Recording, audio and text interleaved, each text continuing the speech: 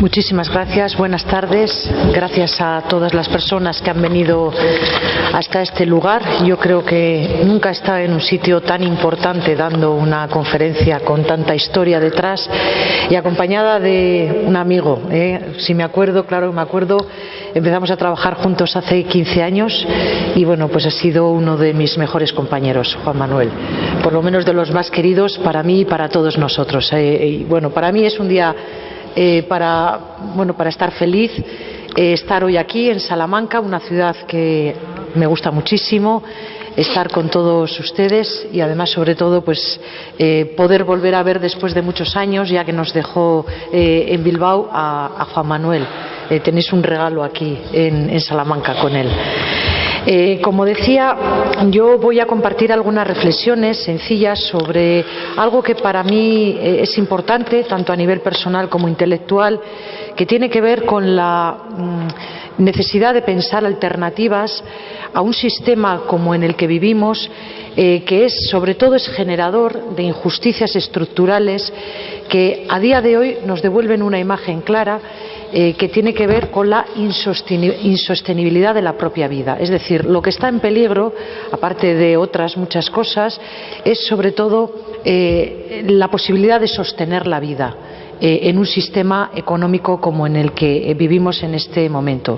Y a mí siempre me ha preocupado comprometerme personalmente y pensar desde las claves de la filosofía algunas alternativas que planteasen o hiciesen frente a una situación de injusticia estructural. Me mueve sobre todo plantear alternativas para poder hacer frente a esas injusticias estructurales. En ese sentido, y desde luego desde donde he pensado, desde donde quiero pensar como un compromiso político también, personal e intelectual, es precisamente para saber o plantear cómo hacer frente a esas injusticias que tanto dolor y tan en peligro ponen también el sostenimiento de la propia vida. Voy a compartir unas reflexiones que he dividido en dos partes. En un primer momento voy a hablar poniendo sospecha ese argumento tan reiterado y que tantas veces escuchamos sobre que vivimos en una crisis de valores.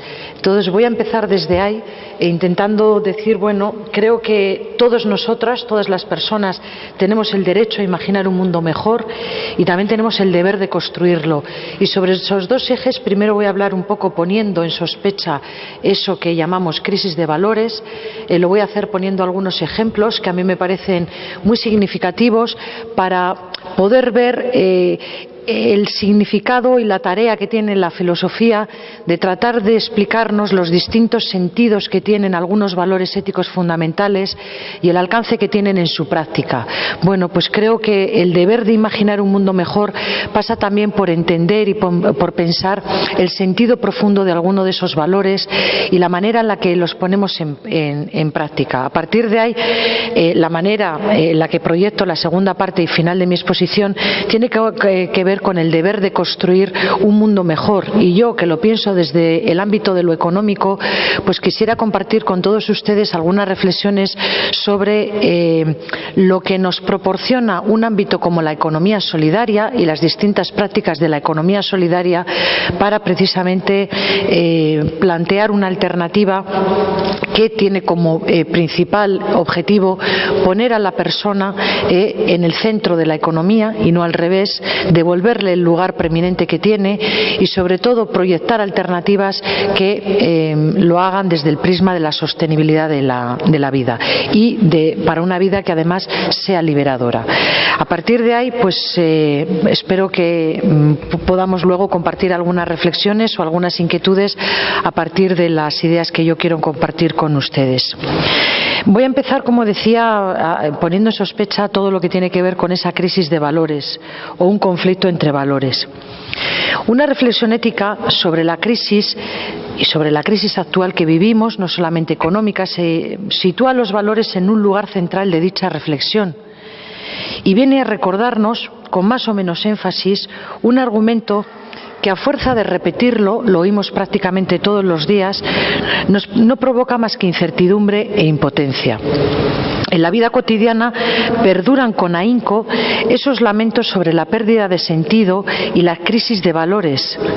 Es difícil no caer en la tentación de que cada uno oficie de guardián de los valores, deplorando la indiferencia y el relativismo que ahoga nuestro presente o la decepción por un mundo que ha perdido su brújula.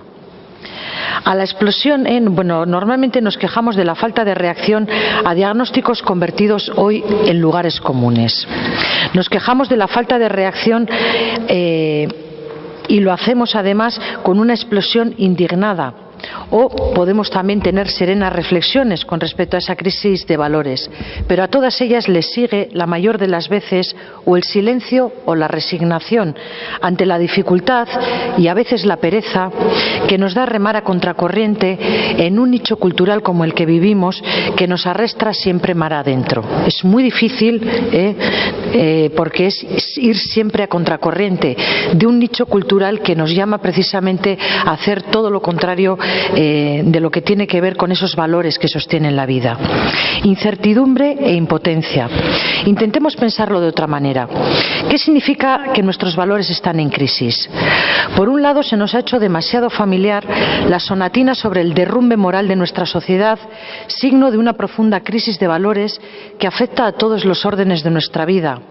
La corrupción política, la desafección ciudadana, el individualismo exacerbado, la mercantilización de la felicidad, el consumo desaforado, el desinterés, la indiferencia y la falsa tolerancia, la incapacidad de reconocer lo que nos debemos unos a otros, son ejemplos de esas fallas a las que se recurre para reforzar el diagnóstico de la enfermedad moral de nuestras sociedades. Por otro lado, existe una hiperinflación y expectativas más bien vagas sobre el significado de la palabra valores en la vida pública. No faltan ejemplos de quienes sanatizan ese derrumbe y se obstinan por adoctrinar a los miembros de una sociedad, apelando precisamente a la pérdida del timón ético y a la necesidad de restaurar con mano firme un determinado rumbo moral. Yo creo que conviene no hablar de los valores en vano y pensar con un poco más de profundidad en el alcance de ese diagnóstico, ya que la cantinela sobre la crisis de valores no solo y no siempre remite a un análisis sobre lo que está en juego en nuestras sociedades. Más bien al contrario, a menudo esa apelación a la crisis de valores esconde una visión conservadora que bloquea e impide que florezca la disposición transformadora que necesitan aquellas crisis que surgen precisamente como consecuencia de haber priorizado para nuestra vida en común unos determinados valores en detrimento de otros, probablemente más nobles para la tarea de construcción social. Los valores forman parte de un sistema estimativo amplio que se manifiesta en una serie de prácticas, juicios, creencias, emociones y expectativas acerca de cómo actuar, qué juzgar como bueno, justo, indecente, intolerable o beneficioso. Se encargan, en un espectro mucho más reducido de lo que comúnmente solemos considerar, de delimitar lo que está bien o lo que está mal en una determinada esfera de nuestra vida. Orientan, mandan, dirigen, aconsejan un determinado rumbo. Trozos importantes de nuestra vida personal y en común están delineados por los contornos de esos valores. La fecundidad de nuestros proyectos de vida se construye en torno a ellos. Sin embargo, hemos desarrollado la capacidad de poner de manifiesto lo que significan los valores, no tanto cuando estos muestran su fecundidad, sino más bien cuando sentimos que nos traicionan. Lo estimativo no tiene apenas límite. Cabe hacer valoraciones de todo aquello que atraviesa nuestra vida, tanto personal como común. Y quizás la resistencia de los valores a ser descritos con claridad es la que alimenta esa idea del todo vale. Sin embargo, no es cierto que todos los valores tengan la misma consideración, no todos valen lo mismo. Existen algunos que ponen de manifiesto algunas de las cosas más ricas, profundas y valiosas de la especie humana, y otros valores que no son dignos de aprecio en ningún sentido.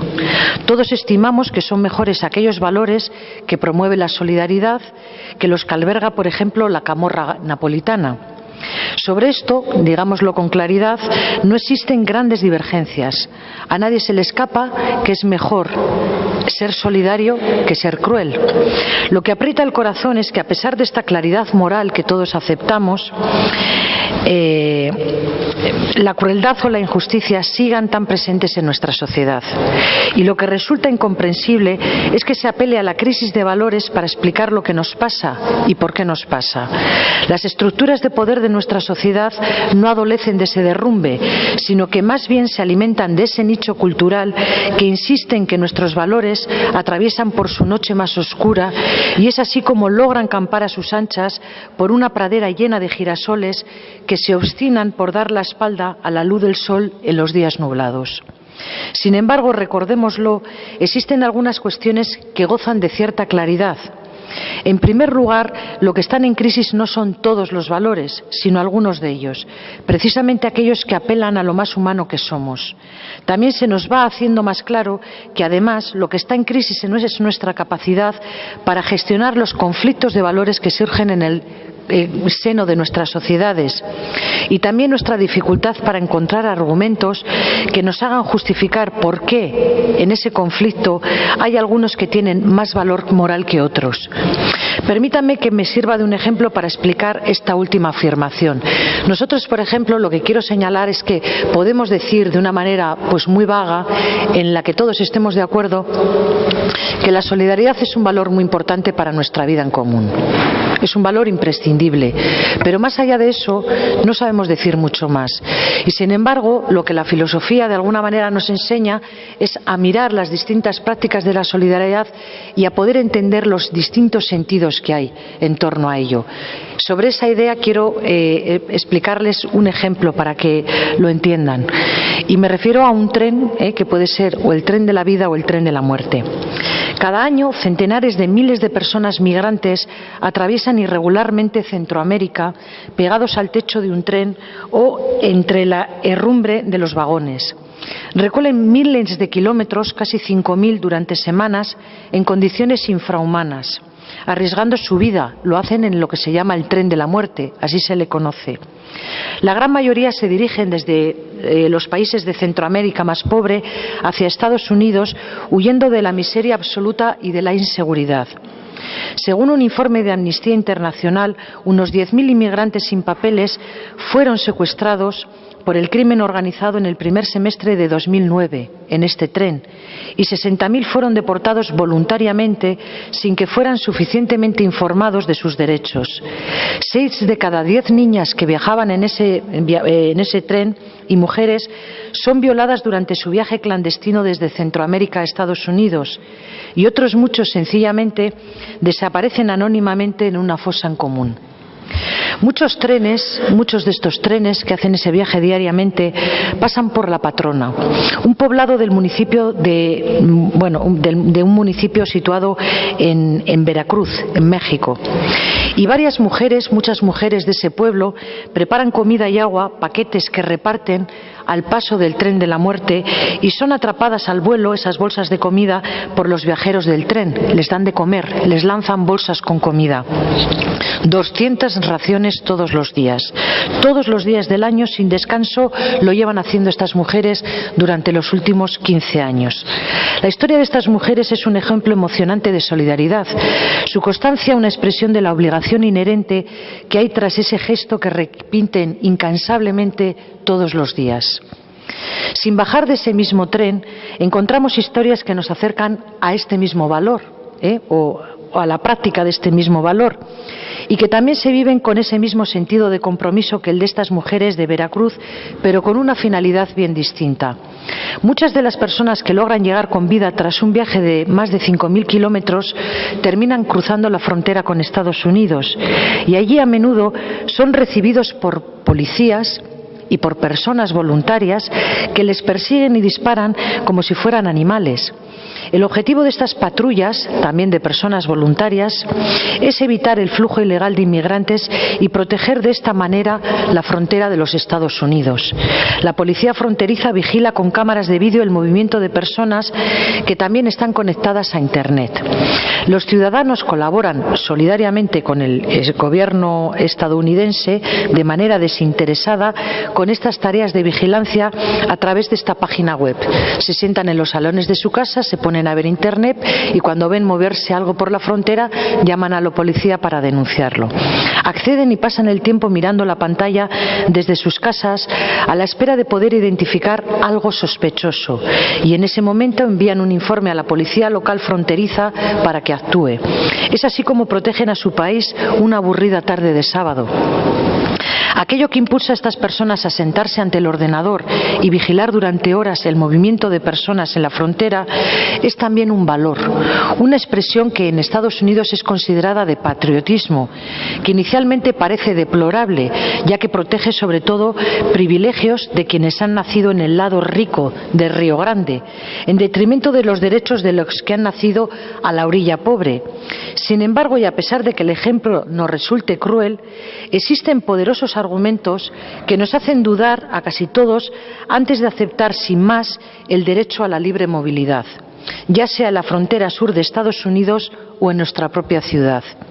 Las políticas de inmigración restrictivas protegen principalmente privilegios de los ciudadanos de las comunidades de acogida, que vemos reducidas nuestras tasas de prosperidad y de bienestar social y económico cuando se incorporan a nuestra vida en común otras personas que no pertenecen a ella. Podemos no estar de acuerdo con el argumento que afirma que no se debe restringir la movilidad de las personas empobrecidas únicamente para preservar nuestro bienestar, argumentando, no obstante, que algunos límites parecen razonables, ya que nosotros también estamos mal aquí y aquí en nuestras sociedades no hay para todos. Pero ¿por qué debemos proteger más nuestra vulnerabilidad negando derechos y oportunidades a quienes están aún todavía peor que nosotros? El único argumento que mantiene algún viso de razonabilidad es el que apela a la responsabilidad de proteger a nuestros conciudadanos, que es lo que ocurre en Estados Unidos, aquellos con los que compartimos una historia, valores y significados comunes, aquellos con los que compartimos cultura y política. Así suele ser y así solemos aceptarlo. Ese mismo argumento, sin embargo, es el que de alguna manera sostiene la persistencia de las patronas de Veracruz todos los días al paso del tren. Una solidaridad tan pertinaz apela también a un mismo sentido de obligación hacia quienes sentimos como parte de una misma historia, valores y significados comunes.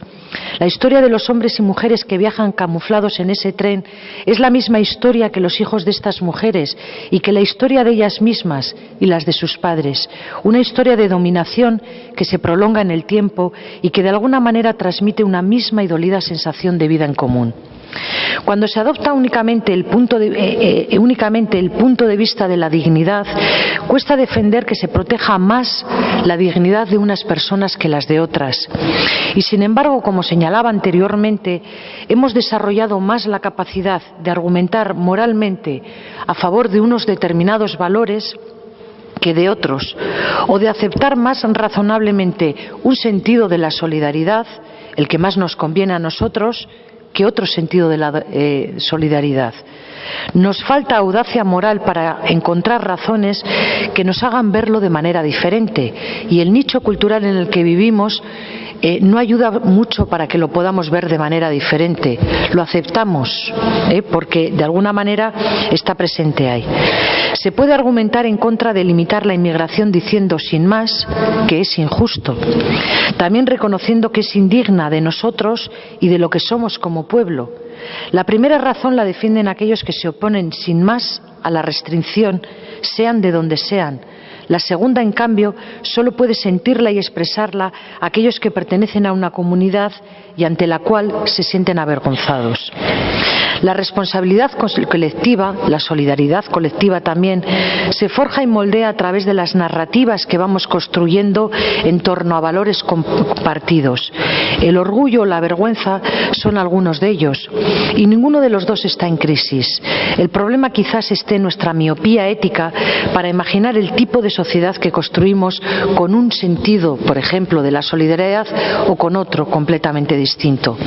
He puesto este ejemplo y he querido empezar así estas ideas para compartir con todos vosotros, precisamente porque de alguna manera cuando hablamos de ética tendemos a hacer y utilizar los sentidos de los valores que acompañan a esa dimensión ética de una manera grandilocuente, pero con una retórica absolutamente hueca y vacía, que no nos hace mirar la realidad y entender que esas prácticas, como las vayamos construyendo, pues tienen sentidos muy distintos. O el propio nicho cultural en el que vivimos no nos ayuda mucho tampoco para imaginar otras maneras, otras lógicas de poder, otras maneras, otras lógicas de razón, de darnos y dar razones de lo que ocurre, y tampoco nos ayuda mucho también a identificar otro tipo de alternativas que están presentes en nuestra sociedad y que son, por ejemplo, en el ámbito de la esfera de lo económico, alternativas que surgen precisamente con la vocación de generar procesos de transformación social. Y sin embargo, y créanme, mi experiencia es amplia en esto, porque me he comprometido mucho también en la construcción de muchas de esas alternativas económicas, me he encontrado con que la ciudadanía, por ejemplo, sospecha más de ellas que de cualquier otra institución que está absolutamente institucionalizada en nuestra sociedad. Muy pocas veces, por ejemplo, hemos sospechado, hasta que, bueno, pues la sospecha ya es casi inevitable, ¿no? Y nos causa mucho dolor, de lo que hacía el banco con nuestro dinero. Nunca lo hemos pensado. Era algo que estaba absolutamente normalizado en nuestra vida. Ahí pagábamos los recibos, allí de alguna manera pues cobrábamos el dinero y sabíamos, confiábamos con una base de razonabilidad sobre la que no hemos pensado nunca en que eso funcionaba bien, y le otorgábamos una confianza con lo que, bueno, sostiene nuestro día a día, con el sostenimiento de nuestra vida. Simplemente lo hemos empezado a poner en cuestión cuando hemos visto que se tambalean los pilares de nuestra economía diaria por una corrupción en una actividad financiera, en el modo en cómo los bancos funcionan. Y se ha descorrido un telón y hemos encontrado pues una serie de cuestiones que, bueno, pues de alguna manera nos ha hecho ver que aquello con lo que teníamos tanta confianza, pues bueno, pues no es tan, o por lo menos se nos ha visibilizado que tiene unas maneras de hacer que quizás ni siquiera las imaginábamos, o que si las imaginábamos las consentíamos.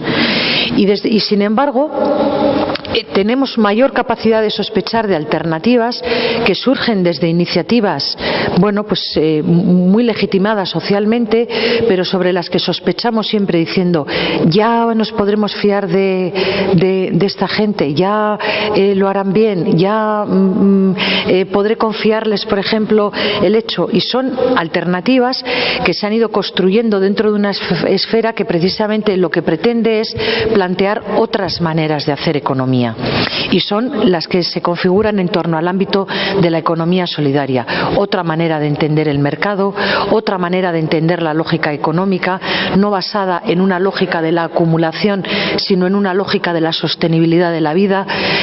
Otras maneras, por ejemplo, de entender qué es un mercado, de entender la finalidad que pueden tener las empresas, de cómo, por ejemplo, las empresas pueden ser también sujetos económicos que contribuyan a generar ciudadanía y que estén, por ejemplo, al servicio de la lucha contra la pobreza y la exclusión, que sean agentes activos para la inserción sociolaboral, que generen empleo y que generen empleo de calidad. Y en torno a eso se han ido creando desde hace mucho tiempo y a nivel mundial, con una escala mundial, muchas alternativas que además trabajan en red y que tienen una incidencia política, social y económica indiscutible. Y sin embargo, bueno, pues ahí van. Nosotros tenemos, yo siempre cuento, porque además es algo que hemos hecho desde la universidad, nosotros tenemos una iniciativa que se llama el Deustobarómetro, que es lo que mide es un poco el pulso de la opinión pública vasca sobre algunos temas muy concretos, sobre la violencia, sobre el proceso de construcción de paz, sobre la desigualdad económica, etcétera. Y uno de los ítems que se pregunta semestralmente 2 o 3 veces al año a la opinión pública vasca es sobre su conocimiento de otras alternativas en el ámbito de lo económico y, bueno, pues más allá de algunas relacionadas con el comercio justo y no muchas, prácticamente no se conocen, pertenecen invisibilizadas para la ciudadanía y más allá de la capacidad que ellas tienen que tener de hacerse presente en esa sociedad, nosotros como ciudadanos también tenemos la responsabilidad de descubrir esas otras alternativas y desde luego trabajar activamente con ellas de alguna manera para poder plantear que a través de ellas también se puedan ir generando condiciones y estructuras e instituciones que promuevan, bueno, pues situaciones de justicia en ese ámbito, ¿no? Y son las alternativas económicas, la economía solidaria, todas las que se reúnen. Creo que son alternativas económicas que yo las caracterizo como alternativas que sostienen, iniciativas que sobre todo se plantean como objetivo sostener la vida y liberarla. En esta parte final de mi exposición quisiera hablarles brevemente de lo que son y si me da tiempo pues intentaré poner algún ejemplo de algunas que están muy presentes también en la ciudad de Salamanca, en Castilla y León. Yo también pues les puedo hablar de algunas de las que conozco y que, bueno, pues están también aquí, ¿no? Desde el nacimiento del capitalismo se puede decir que han existido numerosas iniciativas y prácticas que algunas organizaciones, por ejemplo Cáritas, entre ellas, otras muchas también, han impulsado como respuesta a los problemas de desigualdad e injusticia que el propio sistema capitalista genera desde el principio. Así, históricamente han sido muchas las experiencias, los movimientos sociales y corrientes académicas, los de la economía crítica, toda la teoría crítica prácticamente ha sido la que desde el mundo de la academia y del intelecto ha pensado sobre estas alternativas, que desde presupuestos y enfoques muy plurales se han reconocido como parte de esa otra forma de entender y hacer economía, desde criterios relacionados con la justicia social, así como en contraposición con las desigualdades y el conjunto de consecuencias nocivas producidas por el funcionamiento del sistema capitalista. A una parte importante de esas prácticas alternativas se le ha reconocido desde finales del siglo XIX, con el nacimiento del cooperativismo y el mutualismo, con el concepto de economía social. Seguramente nosotros conozcamos muchas iniciativas o cooperativas, etcétera, que surgen con un modelo muy determinado, organizativo, de hacer empresas, que han venido siendo englobadas dentro de ese concepto de economía social. Un espacio que, aun teniendo diversos desarrollos en coyunturas y contextos geográficos diferentes, por ejemplo en el País Vasco es muy reconocido todo el grupo Mondragón, precisamente como un modelo de economía social estudiado en todo el mundo. Bueno, pues ha tenido muchos recorridos distintos y muchas evoluciones también distintas, más o menos críticas, pero todos ellos a lo largo del tiempo han agrupado y a pesar de sus particularidades y diferencias, ha agrupado a experiencias que comparten los principios de la primacía de la persona, de poner en el centro a la persona, en el de la economía, y el objeto social sobre el capital. La adhesión voluntaria, el control democrático de la organización, cómo se toman decisiones en una organización, cuáles son las estructuras de participación, la conjunción entre los intereses de sus miembros y los de la sociedad, la aplicación de criterios de corresponsabilidad y subsidiariedad, la autonomía frente a otros agentes y poderes públicos y privados, así como el destino de los excedentes al desarrollo de servicios para sus miembros y para el interés general. Ese tipo de economía está basado en este tipo de valores y genera una manera de hacer economía absolutamente distinta al modelo capitalista, porque está basado en valores que precisamente donde hay elementos que cobran una especial relevancia en el desarrollo y que tienen que ver con cosas muy concretas. La horquilla salarial entre el que menos gana y el que más gana atiende a un criterio de equidad y de corresponsabilidad y de solidaridad también. Hay iniciativas iniciativas, por ejemplo, en Cataluña y en Andalucía, que surgen bajo este prisma. Yo conozco, por ejemplo, una cooperativa andaluza en el que la horquilla salarial beneficia siempre al que menos estudios académicos, al que menos estudios tiene, porque se entiende que quien que ha podido tener más estudios, por ejemplo, pues ha tenido mayores oportunidades, y para equilibrar esa distancia, pues ellos han decidido pues establecer una horquilla salarial que permita determinado tipo de ajustes al azar social. Esta es una iniciativa quizás muy llamativa precisamente por esta particularidad, pero hay determinado tipo de elementos y de cultura organizativa que la hacen especialmente significativa, y son todas aquellas que quedan englobadas bajo esta idea de la economía solidaria. Todas estas experiencias, como digo, han ido configurando un modo de ser empresa y más adelante de construcción de nuevas iniciativas financieras, comerciales y de consumo, alternativas a lo comúnmente establecido, a lo que solemos conocer, con valores y prácticas muy diferenciadas. Con el paso del tiempo, este espacio ha ido adquiriendo un mayor reconocimiento social e institucional que ha derivado en el desarrollo de normativas legales en algunos países, así como en instituciones supranacionales, por ejemplo en Europa. Precisamente en este desarrollo histórico de la economía social cabe situar el nacimiento e impulso de la economía solidaria como un subespacio que cuenta con perfiles propios como concepto y práctica diferenciada, así como movimiento social que con desigual relevancia geográfica, por ejemplo en América Latina está muy implantado, prácticamente en toda América Latina, en otros países no tanto, pero ha ido adquiriendo un mayor protagonismo académico, social y económico. La economía solidaria nace desde la economía social y supone un intento de repensar las relaciones económicas desde unos parámetros diferentes. Frente a la lógica del capital, la mercantilización creciente de las esferas públicas y privadas y la búsqueda del máximo beneficio, que esos son los valores inherentes al capitalismo, la economía solidaria persigue construir relaciones de producción, distribución, consumo y financiación basadas en la justicia, en la cooperación, en la reciprocidad y en la ayuda mutua. Frente al capital y su acumulación, la economía solidaria pone a las personas y su trabajo en el centro del sistema económico, otorgando a los mercados un papel instrumental, no finalista, siempre al servicio del bienestar de todas las personas y de la reproducción de la vida en el planeta. El término economía solidaria hace referencia a un conjunto heterogéneo de concepciones y enfoques teóricos, realidades socioeconómicas e institucionales y prácticas empresariales y asociativas que desde el último cuarto del siglo XX vienen desarrollando un creciente sentido de pertenencia a una forma diferente de entender el papel de la economía y los procesos económicos en las sociedades contemporáneas. Es decir, esto no es una utopía, sino que es una realidad que está presente en el conjunto de nuestras sociedades.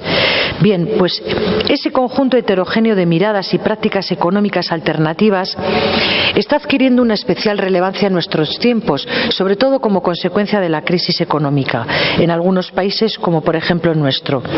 De esta manera, por ejemplo, diferentes gobiernos han asumido la institucionalización de las economías solidarias, comunitarias y o populares con gran tradición histórica e implantación en América Latina. Así, y aun con diferentes grados, se reconoce la economía solidaria en textos constitucionales y legislativos y se desarrollan diferentes estructuras ejecutivas para su promoción, como ocurre en algunos países de América Latina, en el que uno de los más significativos, por la envergadura que tiene el concepto y la práctica allí, es Brasil.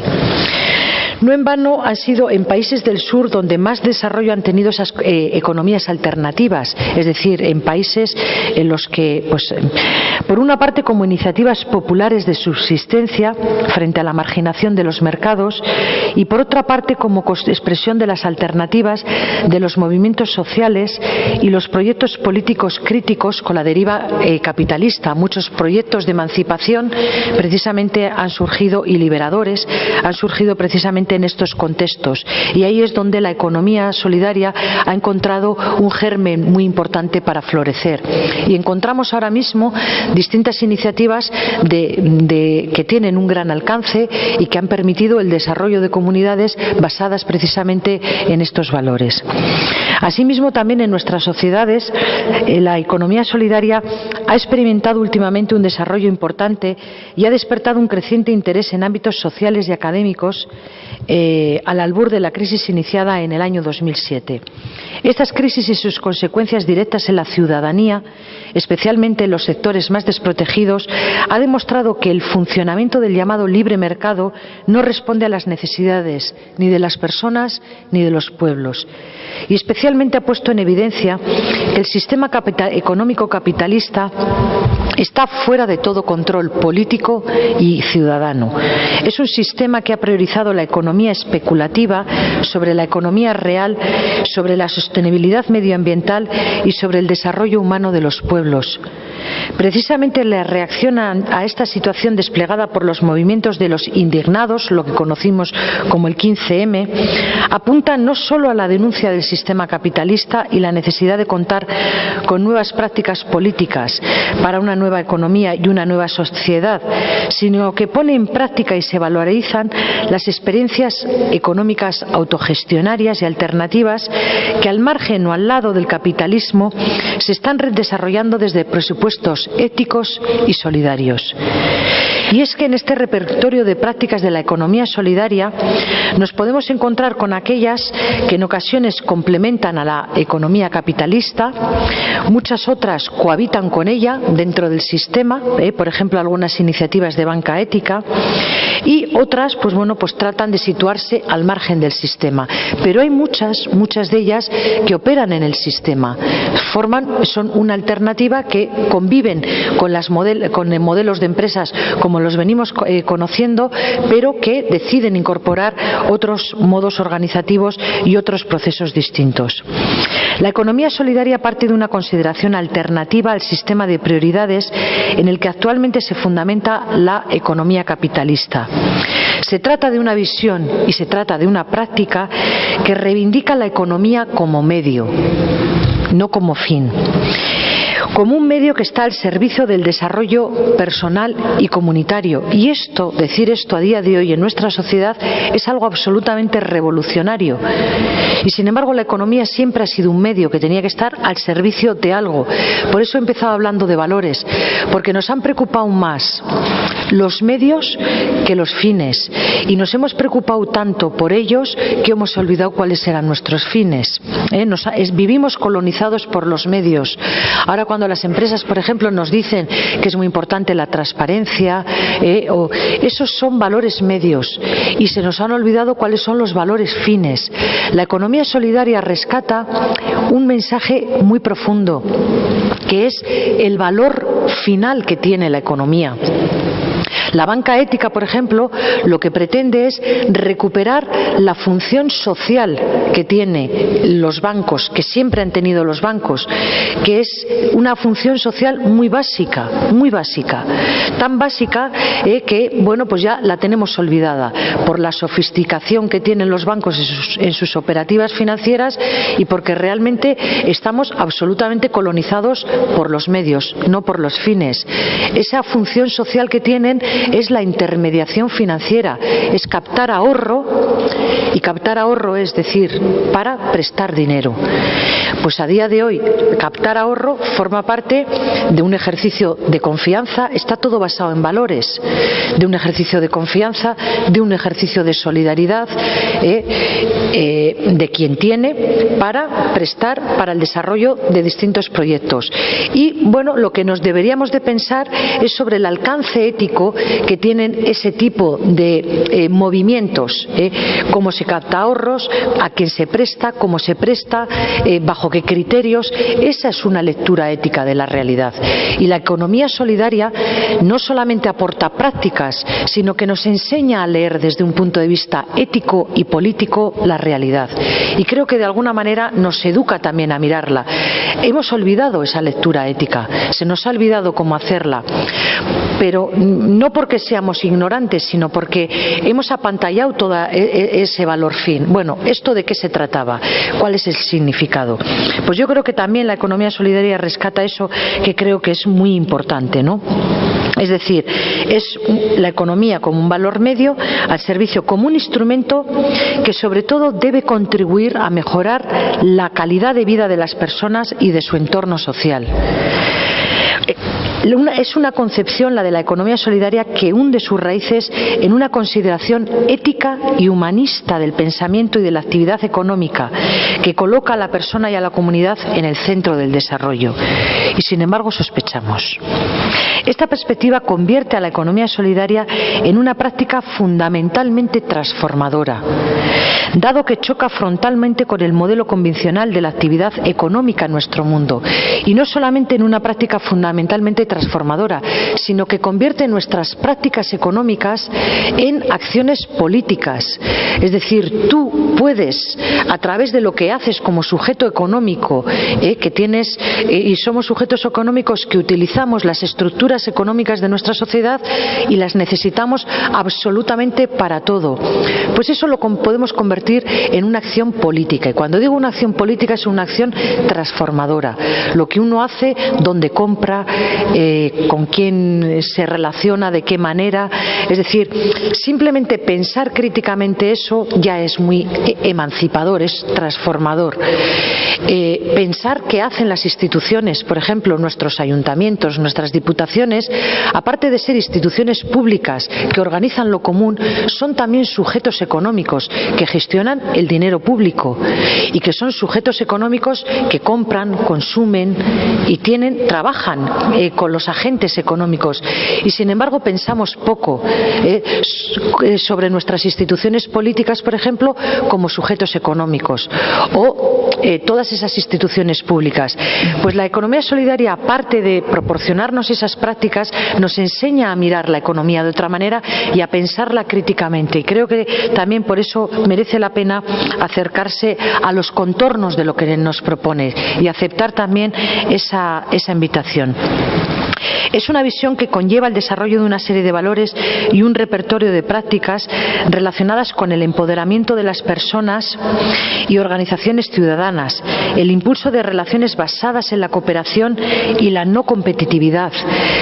Acabo ya con 2 o 3 ideas. El desarrollo de modelos democráticos en el proceso de toma de decisiones, la conservación ecológica, la igualdad de oportunidades, la valoración de los procesos relacionados con la reproducción de la vida y con los cuidados, la generación de riqueza e instrumentos financieros en condiciones éticas, el refuerzo de las capacidades de las personas y colectivos especialmente excluidos, la innovación socioeconómica al servicio del desarrollo humano local. Son multitud de iniciativas las que hay en torno a la economía solidaria. Otros modelos, por ejemplo, de entender la manera en la que vivimos, de entender, por ejemplo, el sentido de propiedad desde una visión colectiva, creando, por ejemplo, también alternativas sobre cómo vivir el final de la vida.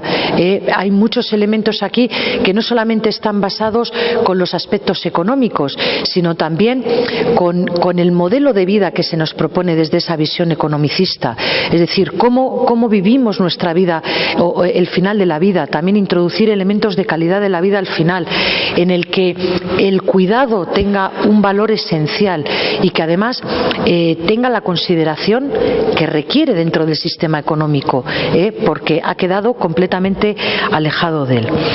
La economía solidaria, en fin, reivindica significa primeramente recuperar la función que la economía debiera tener, que no es otra que la de ser un medio para lograr el buen vivir de las personas y pueblos y no una actividad preponderante frente a las esferas sociales y políticas de nuestra sociedad. Pero además propone que la actividad económica en sus diferentes facetas tenga como centro de su actividad a las propias personas, a su comunidad y al medio ambiente, huyendo de una concepción exclusivamente ligada a la maximización de beneficios y al modelo productivista que prima la acumulación del capital. En definitiva, cuando hablamos de economía solidaria, hablamos de principios éticos, hablamos de principios políticos. Recuperamos la pregunta política fundamental y también nos ayuda a eso. Y esa pregunta política fundamental es de qué manera queremos vivir juntos también en esa esfera de lo económico. Son principios que aspiran a ser normativos en el desarrollo de las prácticas y en el impulso de las políticas económicas y que desde luego sí que aspiran también pues a plantear iniciativas que realmente sostengan la vida y que permitan liberarla, alimentando prácticas y herramientas en todos los campos del ciclo económico y que, bueno, pues que también nos ayuden a vivir también con criterios alternativos a los propuestos, ¿no? Bueno, y a plantear pues otra visión compartida, colectiva y solidaria de la economía. Tenía mucho más preparado, pero yo creo que las ideas centrales sobre las que creo que podríamos hablar son las que he planteado. Muchas gracias.